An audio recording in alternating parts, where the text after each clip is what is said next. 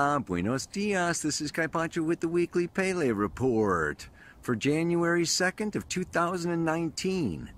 It's my first report for the new year. Now, I'm going around here. Some of you may be able to figure out where I am, but I'm going to keep it a little bit of a secret because, you know, the moon is now in Sagittarius.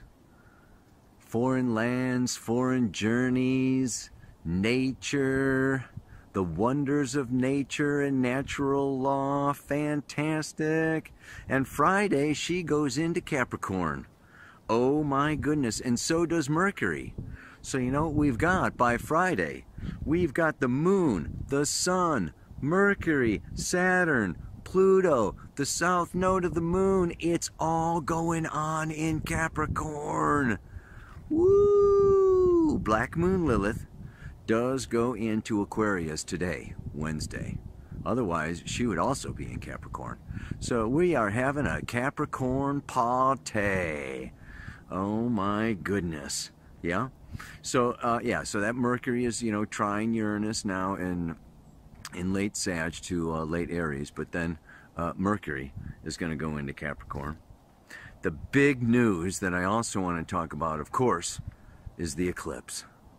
Because that moon comes around to the sun on Saturday, and at 15 degrees 25 minutes of Capricorn, we have a new moon on the south node of the moon equals, you guessed it, a solar eclipse. Very, very powerful solar eclipse with Pluto and Saturn also involved. So I'm going to be talking about that. And then on Sunday, Uranus goes direct. Stations direct. What does that mean? That means that every single planet is direct. No retrograde planets. Chiron was the last one. It went direct there in December, you know, just last month, you know, not that long ago. So we have had, you know, something retrograde. If it wasn't Venus, it was Mercury. If it wasn't Mercury, it was Uranus. I mean, but we've had something retrograde going on for a long time. It's actually a little bit unusual to have everything going direct, except, of course, the moon's nodes. Finally, by Monday, Venus enters Sagittarius. So, you know, Mars went into Aries, came out of Pisces water into Aries fire, and now Venus is leaving the water of Scorpio to go into the fire of Sagittarius. We've got a lot of fire then. We've got a lot of earth. Earth and fire, calling all earth, calling all fire. Some of you may recognize that mountain. It's one of my favorite mountains. I love that mountain. The last aspect before I look at the camera then is going to be that Mars squares Mercury. Yeah, Mercury, you know, is shooting up there, you know, through through Capricorn, and squares Mars in Aries. So I don't know. Let me see if I can zoom in on this thing. Oh, yeah. There you go. Look at it. I could have done that a long time ago. Look at that. I've climbed to the top of that sucker twice.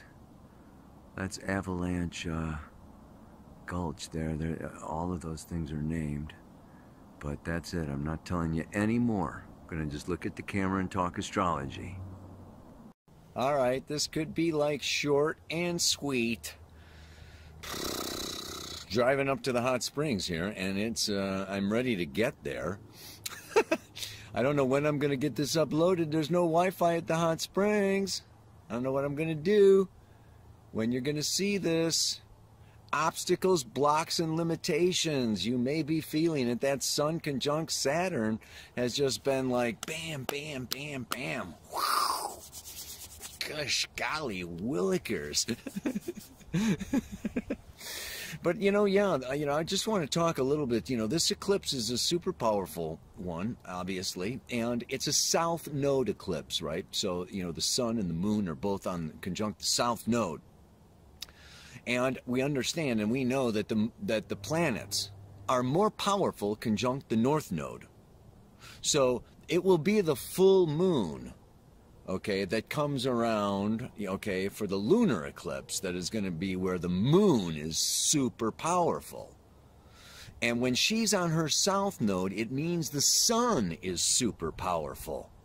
The sun is the solar purpose. Our solar purpose. Why we're here, connecting, okay? So the moon is kind of like, she's taking a little bit of a back seat to this solar eclipse.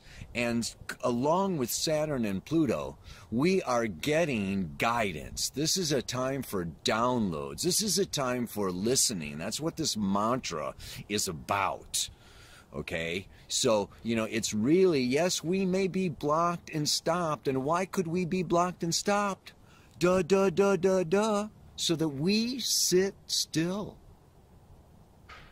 and listen to the silence within, to the spirit within, to the guidance within. There is a divine purpose emanating, working in us and through us. And when we get red lights, we get red lights. And when we get green lights, we get green lights. So, we've been in a little bit of a red light, I think. I mean, geez, the sun conjunct Saturn and freaking Christmas and these aspects that have been going on have been like, oh my God, Chiron on, Mars and whoosh. But I gotta say, I see this solar eclipse as a real turning point. All the planets going direct, new moon, okay? And just a new year, a new moon, she's going to step into Aquarius, okay, after this eclipse and onward and upward. It's going to be, so this is a time to take charge. Like, listen inwardly, find that, feel that guidance. Hopefully you've done some reflection over these last couple of weeks and a bunch of stuff has come up. And then I want to say, there are the three evolutionary stages: the consensus, the individuated, and the spiritual. And we will all be dealing with Capricorn, Saturn, and this solar eclipse energy differently, depending upon where we are in this evolutionary stages. So a great majority of people that externalize authority, externalize Saturn as government figures, family figures, mothers, fathers, grandmothers, grandfathers, gurus, priests, rabbis, whoever. If we externalize authority, we may feel, okay, judged, controlled, unworthy, and like we need to follow or be something different. So Capricorn has to do with wearing a mask, right? And that persona, that we wear to look responsible or respectable. And this may be where a lot of people are. But then there's a few others, okay, that are in that individuated stage of rebelling against. Okay, let's, kick them out of office or get rid of the, parents, or, I got authority issues. I got nobody's going to tell me what to do or who I am or whatever. And so there can be polarization, okay, with this rebellion of, fight or destroy, or, I got to get rid of the dark, to like step into my light and my love. And, for me to open my heart, I need the perfect circumstances and conditions and surrounding and Yeah, this is, this rebel intellectual headspace. But then there's the spiritual stage. So there is also this moving into the heart space, into the space of love, into the space of openness, and just being love. So you listen inwardly to that silence. You keep that heart open. and you don't get dragged down into the whirlpool of the consensus that's all in turmoil about this leader or that news story or this headline or, you know, this Google or this YouTube thing or Facebook. You know, you don't get dragged into the maelstrom, okay? But you also don't need to fight it or rebel against it or change it, or it's like, no, no, no, no. I just want to be a lighthouse. I just want to be a beacon of love. So yeah, I take charge, I take control, okay? But it's not so much me, it's not my ego, it's not my head, okay? It's not, you know, what I want. I'm an instrument of divine love. I'm a channel of openness, sweetness, beauty, wonder, awe. And I am just in that space of unconditional love of self, and I'm going to mirror that love out into the world, and everybody's going to get so excited when I'm around, because I'm like this light, this beacon, this love, this, this being, okay, that is like a portal. So like each one of us can be a portal into the, I hate to say higher frequencies, but into, other higher dimensional realms, or just, into that infinite space of spirit love and spirit guidance.